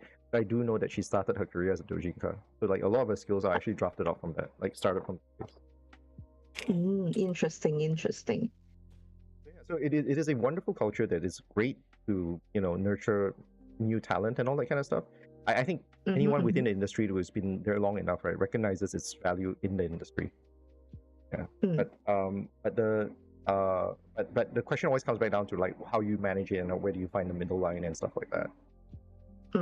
Yeah, understandable. Yeah, I think one of the weirder ones, and probably should just mention as a side thing. Do you know the story about like Nyan Cat as well? No, I'm not familiar with that. So do you know what Nyan Cat is? Do you know what Nyan Cat is? Yes. Okay, so like early days in Nyan Cat, when it first came out, right? Do you know that Nyan Cat was actually made by I'm not sure whether it's a marketing agency, but I do know that it were made specifically to create merchandise. Okay. I can see that. Correct. Yeah. So it was made specifically so that like the guys who made it could make merchandise. They were like, oh yeah, we're gonna make this really like viral thing. Everyone's gonna share it. Everyone's gonna recognize it, and then we're just gonna sell merchandise from it. That's how we're gonna monetize the thing. And there's a lot of people doing that nowadays. To be fair. Correct. And that's exactly the problem, right? That's where the line gets really problematic.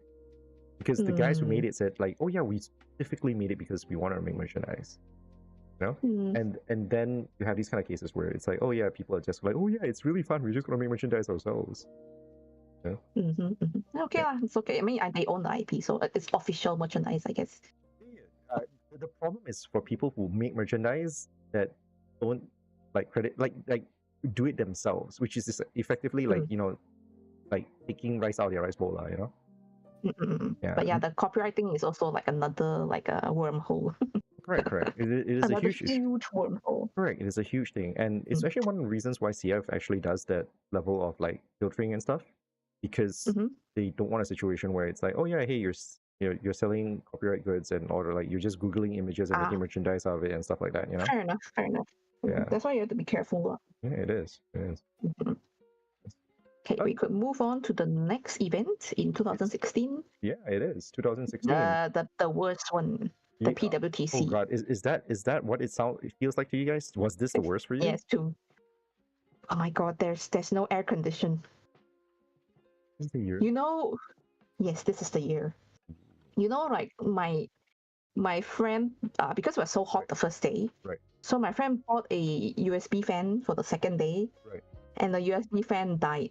That's how much we were using it. Okay, I will tell you this much, and this is not this is not a secret to anyone who was there the day. One of the biggest nightmares for the organizers, because I was part of the team at the time as well, was the trash. Because this was one of the few years, like the mines was the first year CF ever had food. Oh, yeah, it was upstairs. Yes, it was. And PWTC was the second year they ever did it. And the problem was that PWTC was so ill-equipped to manage the trash that there was piles of trash near the food area. Oh, yeah. Okay. They could not clean it up often and fast enough. I see. I Yeah, see. it was huge problem. Huge problem. I was at the other, like the very very end of the hall. Right. Like you could see like my row is like vertical instead of horizontal. It's because we were against the wall. Oh, okay. Let's see what. Uh, Do you have a picture of this here? I don't. I have the map. I send you a map. Yeah, no. The map's on screen. I'm just trying to see whether I you don't have have a pictures. image of it. No, Okay, no pictures. We don't have a picture of it. All right. No problem. No problem. All right. Anyway. Oh God. Yeah. So a funny story, right? For those Malaysians who have been in around for a while, PWTC feels like it would have been a great place. Like it is the convention center when we were growing up. But it has really like dropped in quality over the years. Like they've recently since EF has been there, they have actually refurbished. So I don't know how the new place is like anymore. But at one time, PWTC actually flooded. Because it's very close to the Kuala Lumpur River. Yes. Right? And so when CF was being held there, because we were like CF at that year was really short on venue choices, right? So I was worried that if a really bad rain happened, we were worried that like the venue would get flooded. Yeah, but obviously no one was going to be able to predict that, and the premise like that is not something we can predict, and that is not a premise to like not hold the event and all that kind of stuff. Like I know people are going like, oh, but there's going if that's a risk, why would you ever hold it there? It's like, but that's a risk in a lot of places, you know. And I mean, KL in overall is a risk. Exactly, right? So we specifically asked the venue holders at the time for it, and they were saying like, oh no, they've dredged up the Kuala Lumpur River at the time, so it was supposed to have reduced the chances of flooding already. So yeah, and the story of that flooding thing was supposedly many years before we ever organized there and stuff like that. Fascinating in some way. Yeah. Yeah, this was the year where the heat was just really bad in the hall itself. I think especially in the artist booth area. I think the first hall, the entry, the exhibitor hall was not too bad, but our hall was very bad. I really can't remember the layout anymore. It's been so long. Yeah. But yeah, I have this weird impression that there was a separation between, like, as you say, an exhibitor hall and the Doujin booth halls. There's that little like hallway, and there's like holes in the floor one. Yeah, really can't remember. You don't remember it? Oh God, yeah, it's been so long. But here's the funny thing, right? Like one of the weirder, like at this point, this was around the same time that the stage was still somewhat close to the Doujin booth, and this was also a point. Yeah, I think so. I could be wrong, but I know the minds. We're isolated. We were isolated. Okay. Yeah, we were isolated. Yeah. Because I know this was the same time that the team had a lot of discussion over lighting for booths, specifically because the setup for the stage needed it to be dark, and the problem is that having a dark stage conflicted with the lighting necessary for booths. So like booths are like, oh, we want the lighting and all that kind of stuff, but the stage needed it to be dark for lighting to like show like the spotlights and whatever else there is. So this became a tug of war, like between like what we can get away with and how we can like compromise and all that kind of stuff, you know. Yeah, I don't remember the stage in our hall. Well, I mean, if it never affected you at this time as a booth owner, right, that's a great thing. Yeah, it was not in the same hall. I think mine's was still in the same hall, yes, because mine's it's mine's lah. Okay, let's move on, right? Oh God. Then we are back to KLCC. Oh God. So, like, I probably should mention this at this point, like just to take a look at the picture, like this the image on screen, right? Like you can see at this point, like back in where were we just a second ago, which was I think 2006. 2006 at like 76 booths, like 76 or 74 tables, right? 74. Yeah, this is easily like one row has 74 tables at least, I think. Like, is it 1, 2, 3? No, there's 30. Two rows, yeah, correct, yeah, exactly. 2 rows together would be equivalent. It's like 60 plus already. So this like about four times more, and this is without counting premium booth. Oh, the premium booths are not even in this picture. No. Yeah. So CF has grown so much in what essentially was about like what 10 years? Is it? It's not even 10. It's not 10. 2006 to 2017. Oh, it is 10 years. Yeah. It is 10 years. Wow. It took 10 years for CF to get to this stage.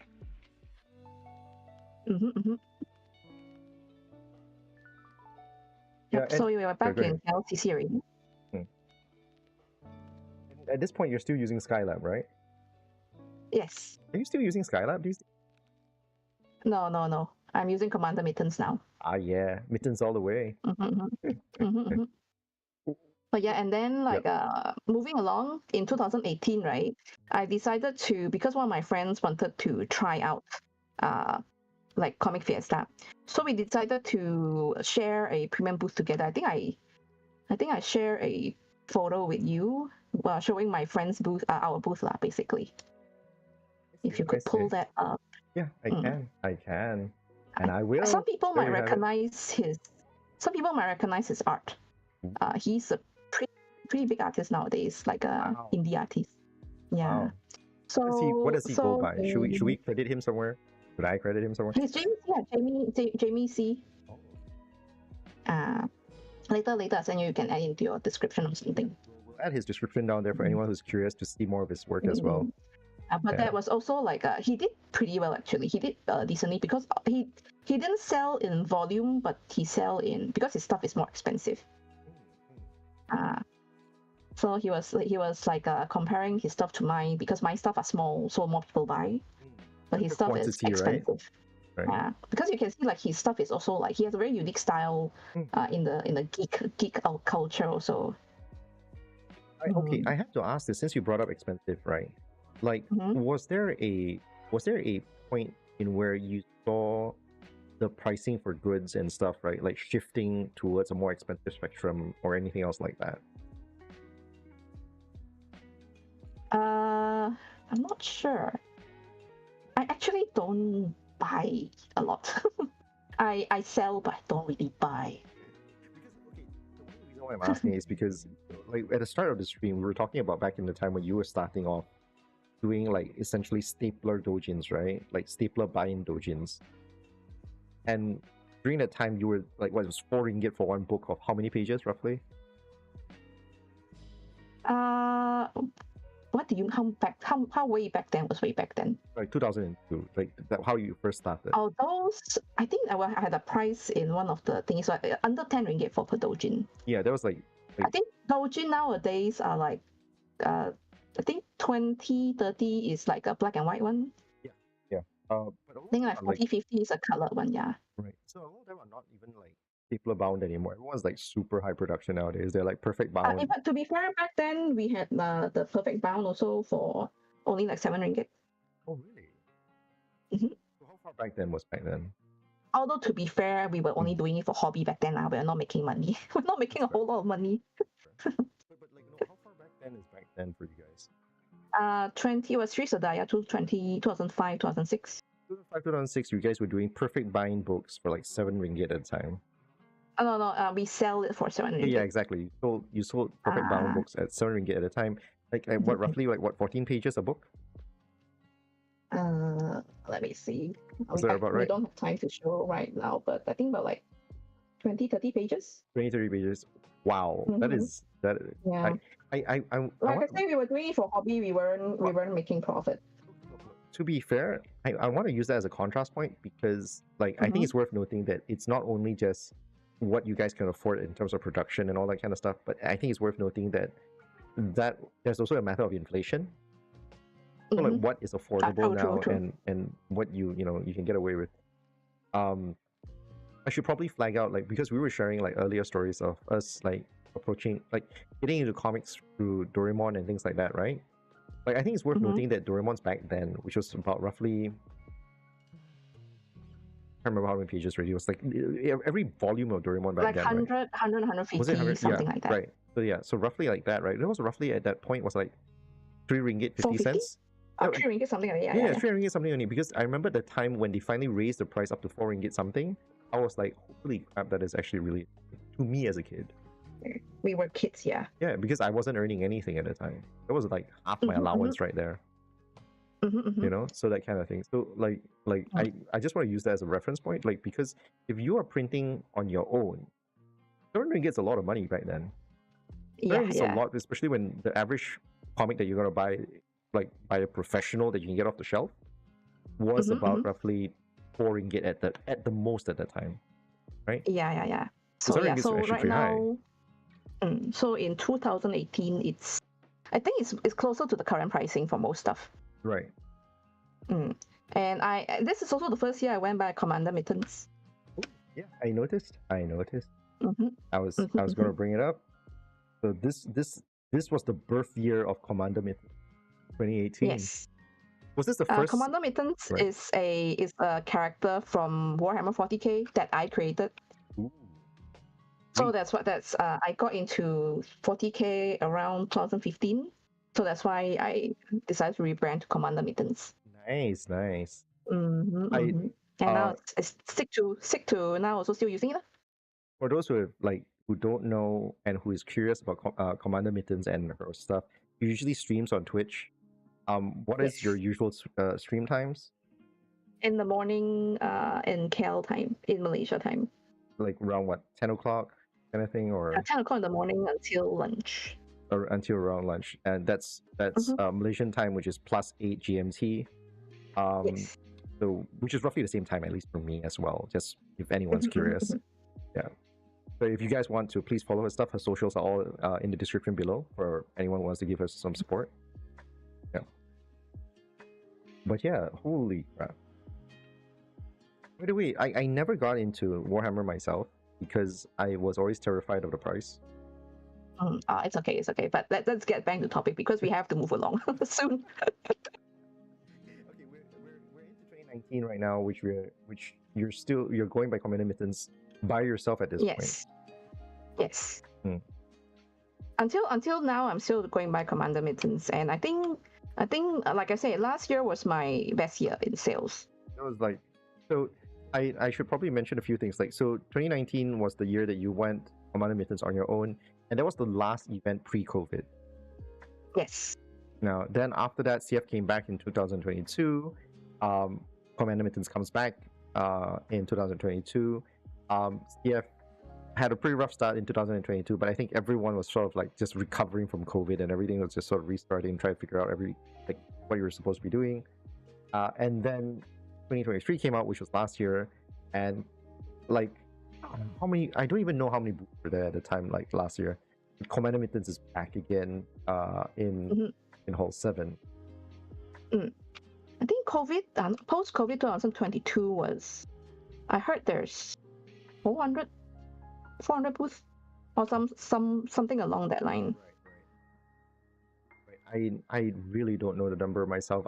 You're not. I'm not You're part no of the longer team. with I'm CF not part for of a the team long anymore. time, Yeah, these days. I'm still close with the team. Like so I receive news from time to time.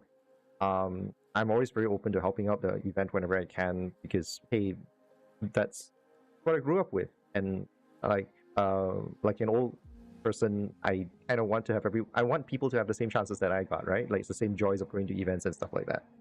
So yeah, so but like I'm not that active a member anymore these days. So yeah, so I don't know a lot of stuff. So I think last year was the year where CF expanded to another floor higher up.